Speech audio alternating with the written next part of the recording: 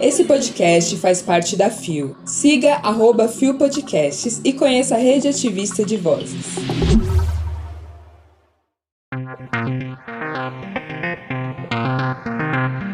Falta de dados prejudica a criação de políticas para a população LGBTQIA+. A navalha mais afiada contra a transfobia é o conhecimento. O não lugar de acolhimento das pautas de mulheres negras lésbicas.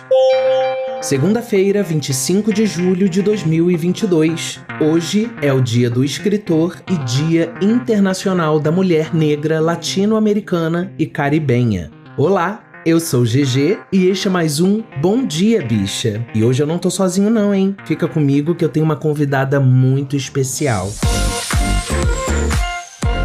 Levanta, viada, vamos assim! O seu podcast diário de notícias sobre as comunidades LGBTQIAP+. 6 e ônibus. Deu no estado de Minas. Falta de dados prejudica a criação de políticas para a população LGBTQIA+. Publicado em 22 de julho de 2022 por Arthur Bugre, coluna em primeira pessoa. Pela primeira vez, uma pesquisa do IBGE tentou mapear a orientação sexual dos brasileiros. O levantamento inédito, divulgado em maio de 2022, apontou que 2,9 milhões de pessoas se auto-identificam como homossexuais ou bissexuais no país. A divulgação desse levantamento ocorreu após o IBGE ter sido acionado na Justiça pelo Ministério Público Federal. O órgão questionou o fato de o Censo Demográfico de 2022 não ter incluído perguntas sobre a população LGBTQIA+.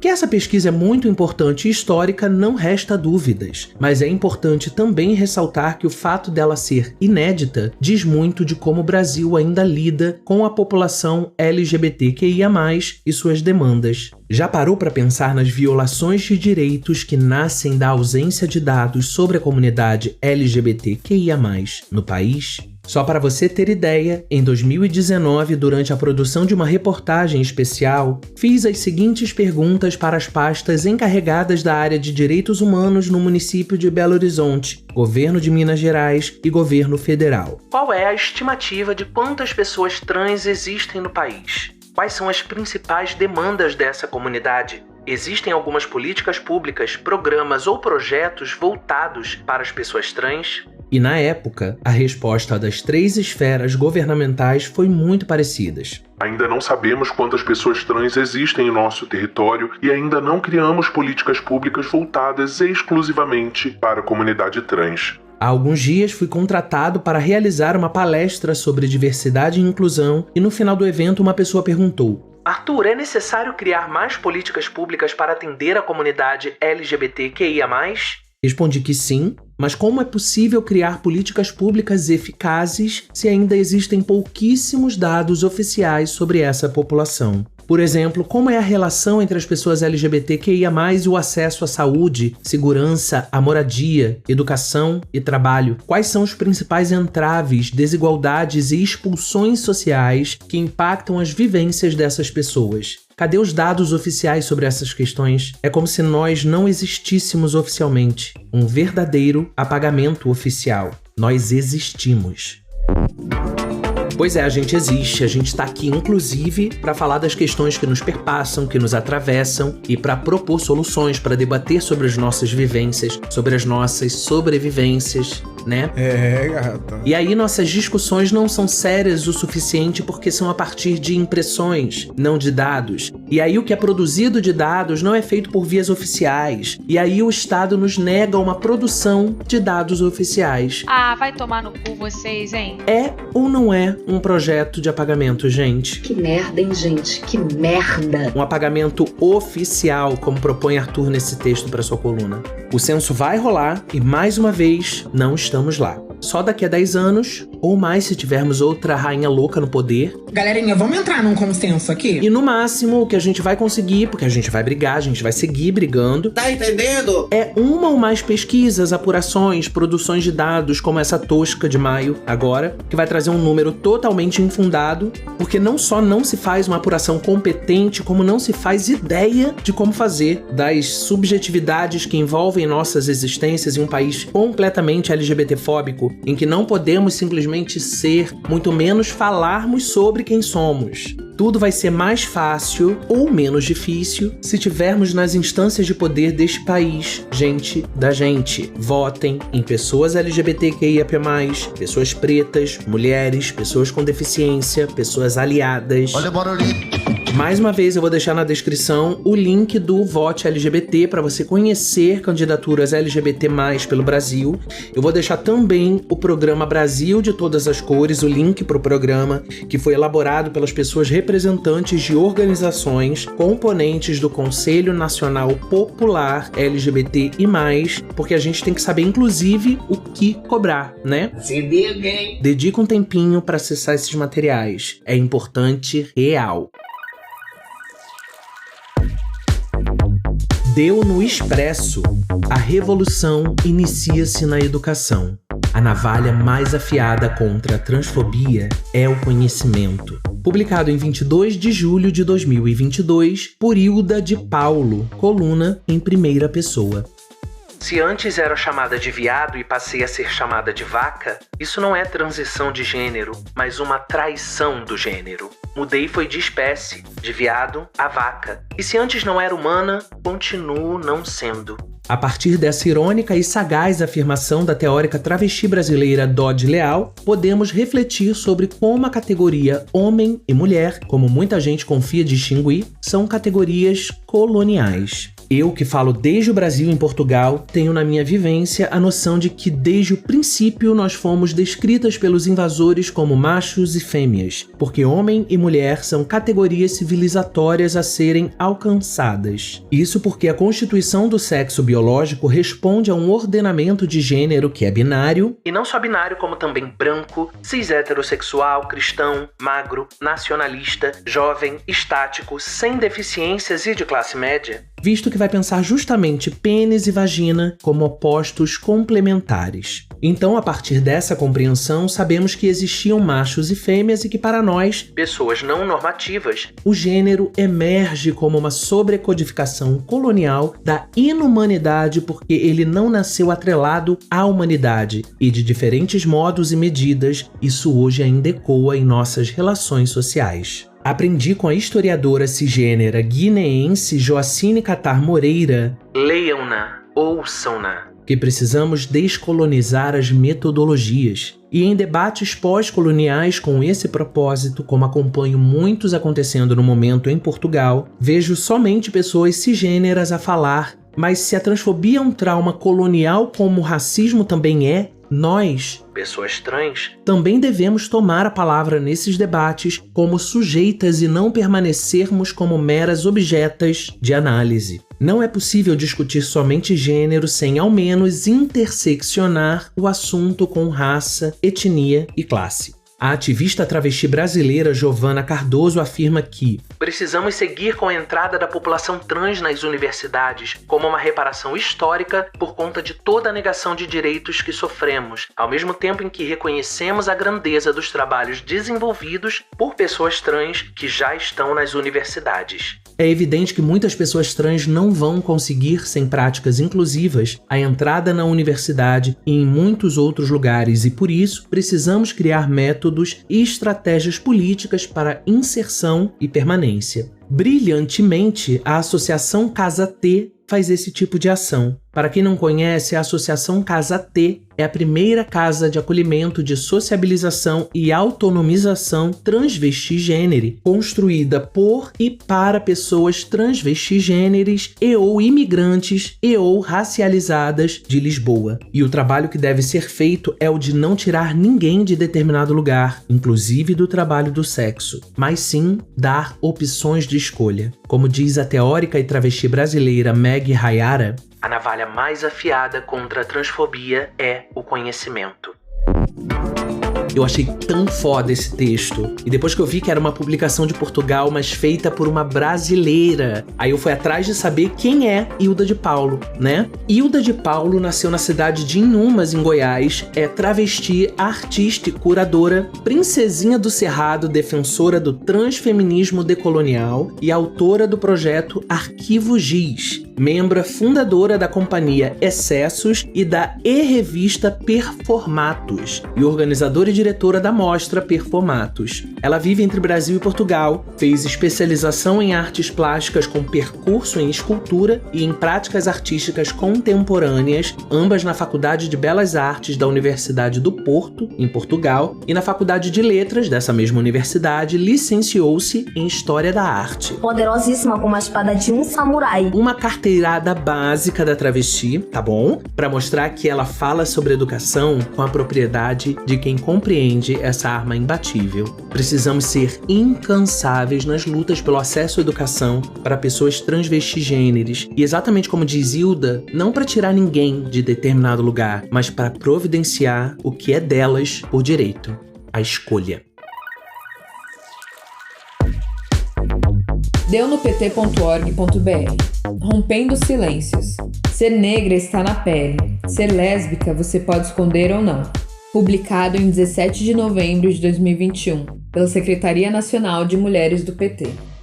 A história de organização dos movimentos negros e feministas não segue uma trajetória linear de amadurecimento das pautas. No Brasil, a combinação dos preconceitos de gênero, classe e raça gerou um fenômeno que criou uma espécie de hiato, em que as mulheres negras lésbicas não conseguiam encontrar um campo acolhedor para suas pautas, nem no movimento negro, nem no movimento feminista. A pesquisadora Sandra Regina de Souza Marcelino, autora da tese Mulheres Negras Lésbicas, a fala rompeu o seu contrato e não cabe mais espaço para o silêncio, ouviu diversas mulheres e refletiu sobre como essas relações que permeiam gênero, raça, sexualidade e organização coletiva. Sandra explica que no movimento feminista, as mulheres negras se depararam com o racismo e no que concernia as mulheres negras lésbicas, a sua sexualidade não era compreendida como parte do universo feminino. Já no movimento negro, essas questões se agregavam ao machismo. A entrada das mulheres negras no movimento feminista e das mulheres negras lésbicas no movimento negro tornou-se um campo de tensão no qual, se por um lado há um racismo implicado dentro dos grupos de mulheres, por outro, a questão da homossexualidade dessa mulher negra a coloca numa situação de desonra à cor da raça, aponta a pesquisadora. O estudo revela que, dentre as cargas de estigmas que as mulheres negras historicamente carregam, identificar-se como lésbica, revelar e afirmar esse segredo significa enfrentar uma opressão que envolve ao menos dois estigmas, a negritude e a lesbianidade. Lélia Gonzalez contribuiu para atacar esse silenciamento ao incluir homossexuais como parte das minorias silenciadas e defendia o direito de discutir suas especificidades em congressos. A luta LGBT tem avançado no sentido da interseccionalidade e da transversalidade das políticas. No entanto, a causa das mulheres negras lésbicas ainda é uma batalha permanente para garantir a visibilidade de suas pautas. A riqueza da pesquisa está justamente no fato de não apenas dar voz às silenciadas, mas a refletir em conjunto com elas esse fenômeno que marginaliza mulheres em duas vias, segregando-as a uma existência limitada de suas próprias possibilidades. Quando uma das entrevistadas ressalta "ser negra está na pele, ser lésbica você pode esconder ou não", a autora reflete sobre quantas estratégias uma pessoa precisa inventar e reinventar no dia a dia para driblar muitas vezes o preconceito e a discriminação. Se a negritude está estampada na pele, quanto de esforço uma pessoa negra faz para atenuar as situações de racismo? Se for lésbica, quantas experiências não compartilhadas, quantos amores silenciados e inventados? Diz a pesquisadora. É possível notar que a lógica perversa do racismo, da lesbofobia, do machismo, da misoginia, entre outros, lança um olhar inquisitor como se a polícia, aparelho orgânico social da ordem e repressão, andasse atrás de todos, todas que fugissem do campo normativo e regulador das relações humanas. Com a palavra, as mulheres. Não é fácil não. Você está na pirâmide, né? É mulher, você tá ferrada. Aí você é negra, piorou mais um pouquinho. Aí você é lésbica. Piorou um pouco mais. E se você for pobre, E não é só isso, porque ser mulher e negra está na cara. Ser lésbica você ainda pode camuflar, a não ser que você seja aquela estereotipada mesmo que coça o saco e cospe no chão. Mas se você não for, ou for o meio termo, as pessoas podem até pensar, mas vão ficar na dúvida, a não ser se você disser. E você ser pobre também pode se camuflar. Agora ser mulher e negra, não. Tá ali estampado, carimbado, não tem jeito. Dandalunda. Eu acho que pesa muito mais em algumas questões você ser negra. Questão de acesso, e negra como agravante cor de pele. A gente sabe que o racismo ele é mais contundente quanto mais preta for a sua negritude e a lesbianidade. A gente sabe que pesa mais quanto mais masculina você se apresenta dentro de uma sociedade heterossexista. Você não é excluída do núcleo familiar por ser negra. Você pode ser excluída dentro da sua escola, mas não é expulsa por ser negra. Você não é expulsa no seu templo de adoração por ser negra. Então, dependendo do contexto, lesbianidade pesa muito mais nas questões das exclusões e da negritude em relação aos afetos. Tudo vai depender do contexto, mas com certeza, tudo que é preto vai sofrer mais. A lésbica negra vai sofrer mais. Como uma mulher negra que podia estar rebolando, ganhando dinheiro, vai estar com uma outra mulher? Azaracá. Raro dia que eu não tenha passado por uma situação de racismo, até porque, além da minha pele negra, eu sou rasta. Meu cabelo é rasta. Isso também desperta dentro das pessoas o preconceito. Você passa num canto, as pessoas já se previnem de você. É na sua vizinhança, é no seu próprio trabalho, é quando você em algum espaço, seja político ou não, você se apresenta como lésbica. Como negra não é necessário porque tá na pele. Aí você sabe como isso se modifica. Questões de racismo e lesbofobia são no cotidiano. Yunar. Oi gente, Bia Karma aqui. Eu sou a super mega linda convidada que o GG falou no início do episódio. Impressionante como o tempo só te valoriza. E eu venho aqui comentar essa matéria por 3 motivos. O primeiro é porque eu me identifico absurdamente com as falas dessas mulheres. Não tenho o que dizer, eu simplesmente concordo com tudo. O segundo é que hoje é dia 25 de julho, é dia da mulher negra latino-americana e caribenha. E o terceiro, que é um complemento, que é importante destacar o movimento identitário de mulheres negras lésbicas e até mesmo a ausência deste movimento dentro de ciclos sociais, como foi brevemente exposto aí na matéria. No que diz respeito à raça, eu vou dar exemplos populares para facilitar a compreensão e também ser bem breve. É só uma introdução, tá? O babado é certo! Sabem a série Todo Mundo Odeia o Chris? A família do Chris eu acho que é um ótimo exemplo de estereótipos que permeiam pessoas negras. A Rochelle, a mãe do Chris, ela é uma mulher negra de pele escura, tida como brava, barraqueira, poucas ideias. O Julius, que é o pai do Chris, ele é um homem negro, trabalhador, provedor, mas também é o gostosão, desejado por todas as mulheres da vizinhança. Tem a Tasha e o Drew. A Tasha é a namoradinha do Chris e o Drew é o irmão dele. Os dois são negros, de pele mais clara, e na série todo mundo deseja os dois, eles são super desejados, são os admirados, assediados. E, enfim, a estrutura racista colonial ela é muito forte. O homem negro, quando ele é reconhecido como indivíduo, ele é o detentor da força braçal, ele é viril, ele é o reprodutor. E a mulher negra, ela é a mulher negra de pele escura, né? Ela é a tia Anastácia. Ela cozinha e limpa, ela é a brava. E a mulher negra de pele mais clara, ela é a tal morena sensação, aquela que existe somente para suprir o prazer do outro. Cruel, né? E é uma opressão que determina o lugar da raça, que envolve também a classe, sexualidade, identificação de gênero. E foi só uma introdução, como eu falei pra vocês, mas eu recomendo muito a leitura de um artigo da Lélia Gonzalez, Racismo e Sexismo na Cultura Brasileira.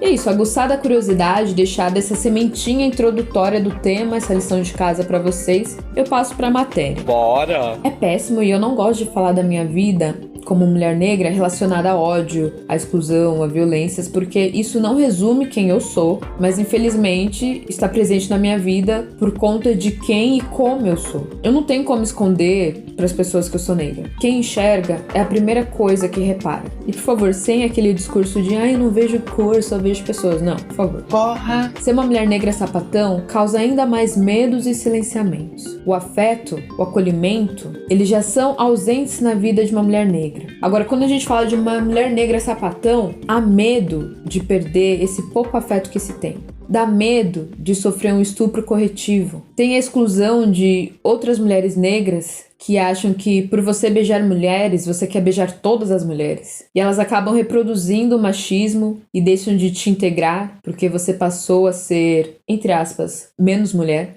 E a Audre Lorde, para quem não conhece, é uma mulher negra, lésbica, mãe, ativista e professora. Ela dizia que as mulheres reagem ao racismo com raiva. Raiva da exclusão, do privilégio que não é questionado, dos maus tratos, dos estereótipos, do mau julgamento, da traição. E muitas vezes acabamos vivenciando essa raiva através do silêncio, com medo do fardo que nós podemos carregar. E por conta disso, ela dizia que era importante tentar transformar o silêncio em uma linguagem e ação. E eu acho que melhor do que eu falar é trazer um pouquinho do que ela escrevia. Então, eu vou ler para vocês um trecho do livro Irmã Outsider. Em nome do silêncio, cada uma de nós evoca a expressão de seu próprio medo. O medo do desprezo, da censura ou de algum julgamento, do reconhecimento, do desafio, da aniquilação. Mas, acima de tudo, penso que tememos a visibilidade sem a qual não vivemos verdadeiramente. Neste país, onde diferenças raciais criam uma constante, ainda que velada, distorção de visões, as mulheres negras, por um lado, sempre foram altamente visíveis, assim como, por outro lado, foram invisibilizadas pela despersonalização do racismo. Mesmo dentro do movimento social das mulheres, nós tivemos que lutar, e ainda lutamos, por essa visibilidade que é também o que nos torna mais vulneráveis, a nossa negritude. Para sobrevivermos na boca deste dragão que chamamos de América, tivemos de aprender esta primeira lição, a mais vital, que a nossa sobrevivência nunca fez parte dos planos, não como seres humanos, incluindo a sobrevivência da maioria de vocês aqui hoje, negras ou não. E essa visibilidade que nos torna mais vulneráveis é também a fonte de nossa maior força, porque a máquina vai tentar nos reduzir a pó de qualquer maneira, quer falemos, quer não. Podemos ficar eternamente caladas pelos cantos enquanto nossas irmãs e nós somos diminuídas, enquanto nossos filhos são corrompidos e destruídos, enquanto nossa terra é envenenada. Podemos ficar caladas a salvo nos nossos cantos, de bico fechado, e ainda assim nosso medo não será menor. O fato de estarmos aqui e de eu falar essas palavras é uma tentativa de quebrar o silêncio e de atenuar algumas das diferenças entre nós, pois não são elas que nos imobilizam, mas sim o silêncio. E há muitos silêncios a serem quebrados. E é isso, gente. Acho que nem tem muito mais o que dizer, mas eu vou finalizar dando um recado para você, mulher negra. Eu te estendo os meus braços, que as violências que sofremos não imponham na nossa forma de viver, que mesmo com medo nós devemos nos permitir ser. Então, minha doce sereia de pele preta, eu desejo que você seja, cresça e aconteça. Chegamos ao final de mais um Bom Dia Bicha e que luxo essa participação de Bia Carmo no episódio de hoje. Eu sou fina, querida! E a gente acredita na vivência como fator preponderante na construção do conhecimento. Consegue distinguir? E a gente aqui, no Bom Dia, no Que o Bicha, tá ocupando um espaço na comunicação não para ensinar nada, para ser uma via de mão única, mas para construirmos juntos conhecimento, providenciarmos que possamos nos empoderar mutuamente, para que possamos nos conectar, para que a gente compreenda que a gente não tá só nessas lutas. Você tá me entendendo? E quando eu tava fazendo a pauta desse episódio, eu busquei muito um conteúdo que pudesse destacar a data de hoje, a celebração da mulher negra, da mulher preta, da mulher amefricana, conceito que Lélia Gonzalez nos traz. Aí eu cheguei nesse texto feito pela Secretaria Nacional de Mulheres do PT e eu só ouvi a voz doce de Bia Carmo lendo isso. Uma diva que já é consagrada. Bia, que orgulho e quanta admiração. Obrigado por topar essa caminhada junto comigo, com a gente. Obrigado por dar voz a essa matéria incrível. Obrigado mesmo, tá, amor?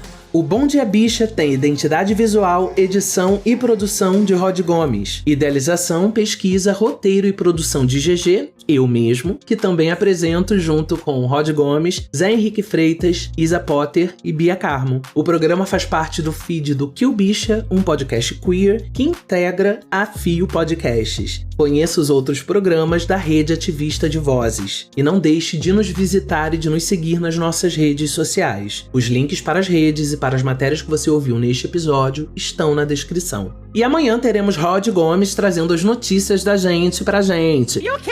Então a gente te espera aqui amanhã a partir das 6 da manhã. Eu volto segunda que vem, mas tô lá no @GG_RealOficial, no Instagram, no Twitter e agora voltando pro TikTok. Geração Z, você venceu. Que porra é essa? Mas tem dia que eu não tô em lugar nenhum, pois lidamos com problemas psicológicos / psiquiátricos por aqui também. Mas vamos ir procurando que a gente se esbarra. Fica firme e fica bem, tá? Beijo!